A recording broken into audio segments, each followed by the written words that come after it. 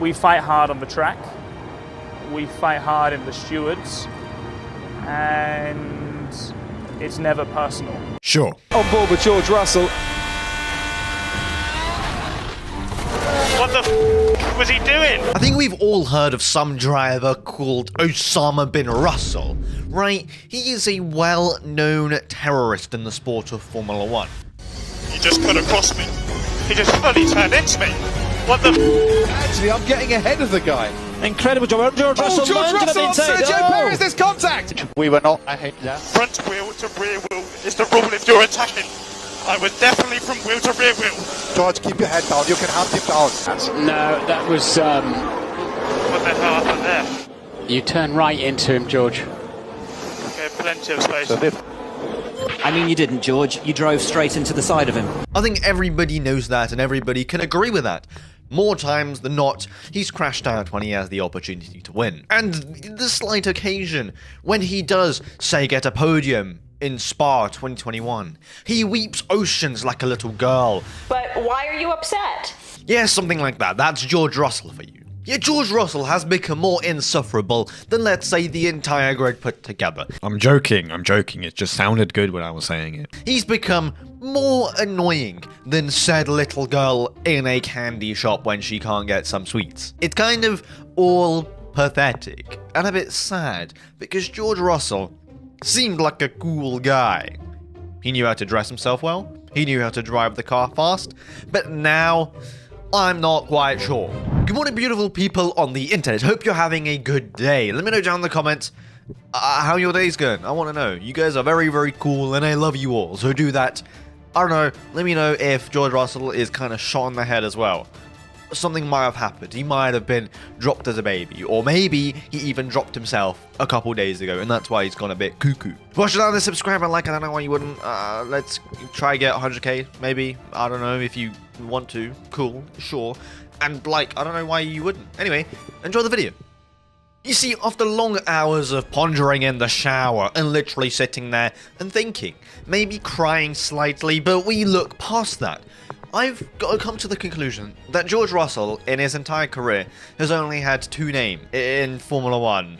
He's had Mr. Consistency when he joined Mercedes, and he only finished above P5, right? It was a pretty good stint until it wasn't, because I think it was Austria where he kind of fumbled. I don't know, correct me if I'm wrong. It was Silverstone. But then the tides turned, and he turned into Osama bin Russell, where he was literally taking people out left, right, and center, along with himself, when he could have won races, right? Singapore 2023 actually really sticks to the front of your head.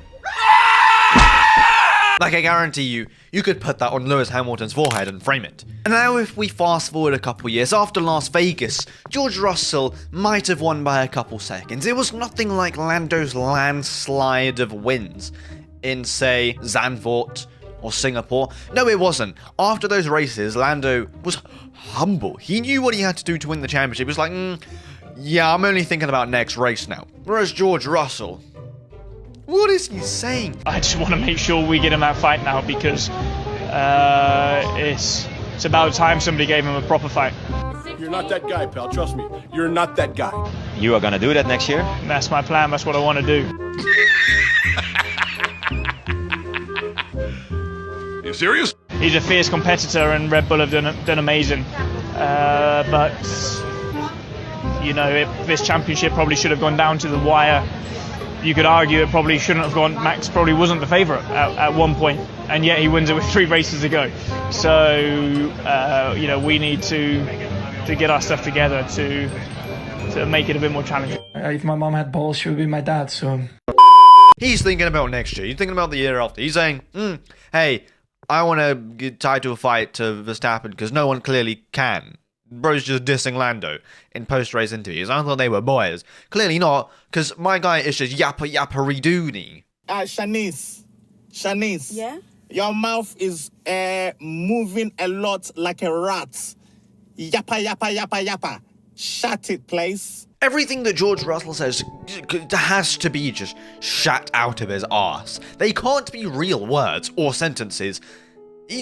I don't know what's his fucking issue. He's literally like Boris Johnson, just fucking saying random ass shit on TV. Like, what the fuck? Blue. Sausage rolls. I don't know, George Russell says the exact same baloney. It really is like his ego is just shot through the roof. It's literally like, it's bigger than Mount Everest. It has grown, it has risen.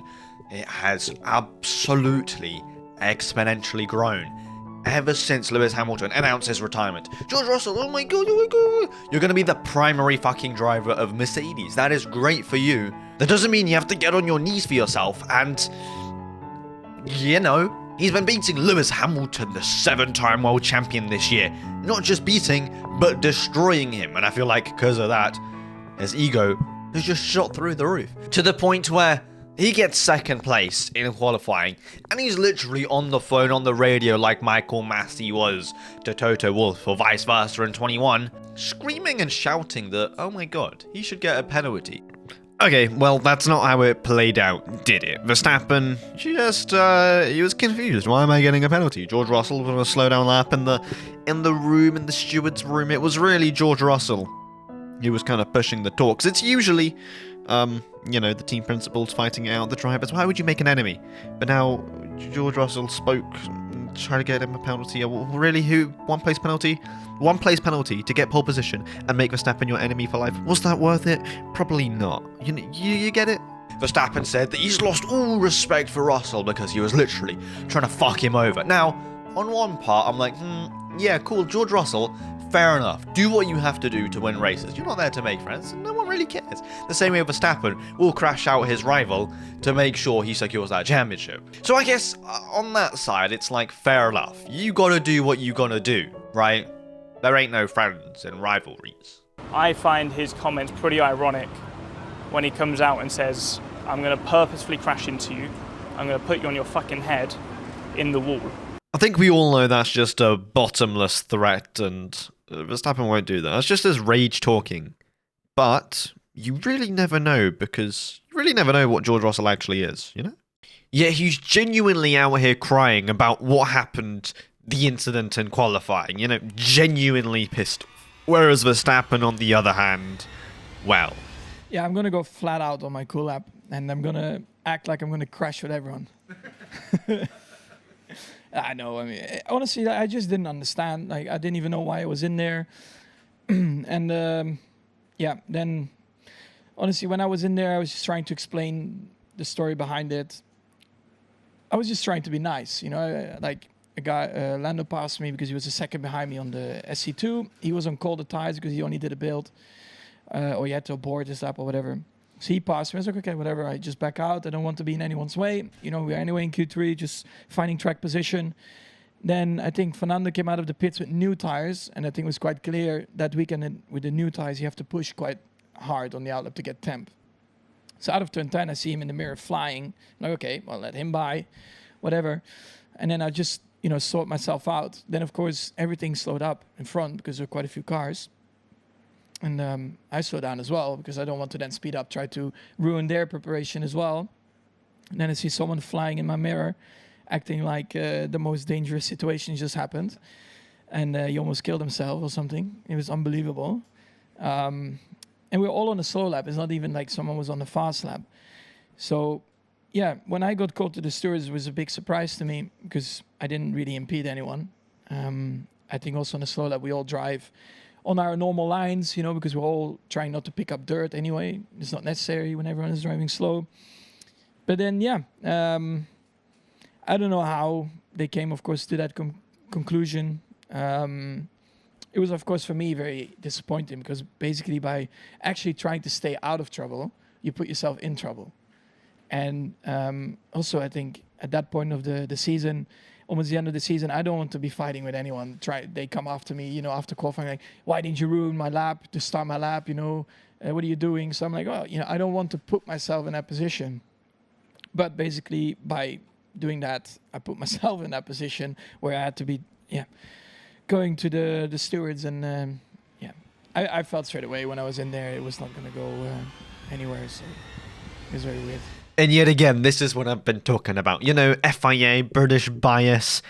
sums it all quite well with what Alonso has to say, no? Read your comments about George and Max's incident in qualifying. I wonder, do you really think it's possible a driver could use that as a deliberate tactic, to try and get another driver in trouble, speeding up the way you talked about?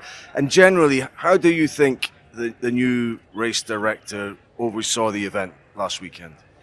Well, I think it's the stewards more than the race director on this matter. But no, I'm okay. I'm relaxed. I'm just saying that sometimes when they apply, a rule or a penalty to someone, then why we don't follow, that path, and in the next race is not applicable anymore.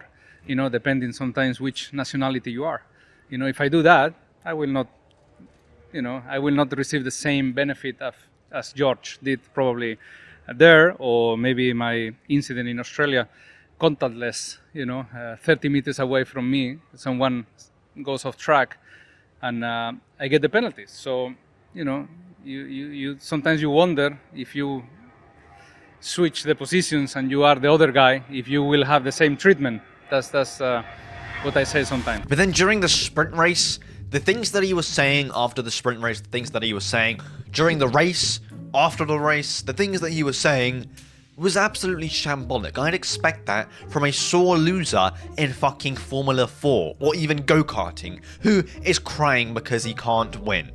Turn into me! Hey, that was late! Twice now! Yeah, that's how racing gonna be won in F1, it's pretty boring. Super dangerous by Verstappen. Now, that is the temper tantrum of an adult that I have just witnessed over the radio over the last weekend. He's not that guy. I honestly thought after Las Vegas, watching the pure performance, he might be one of the best drivers on the grid. I might have underestimated this guy. But after the things he was saying, he's clearly not mature in the head. Maybe like Lando Norris wasn't mature this year, couldn't win the championship. With the mentality that George Russell has, I don't think he can win in the championship either. Something has to change. The same way Lando got humbled this year and now he's A-okay, the same way that George Russell needs the same because his ego has shot through the roof. Who does he think he is? Intensity, which you've had yourself.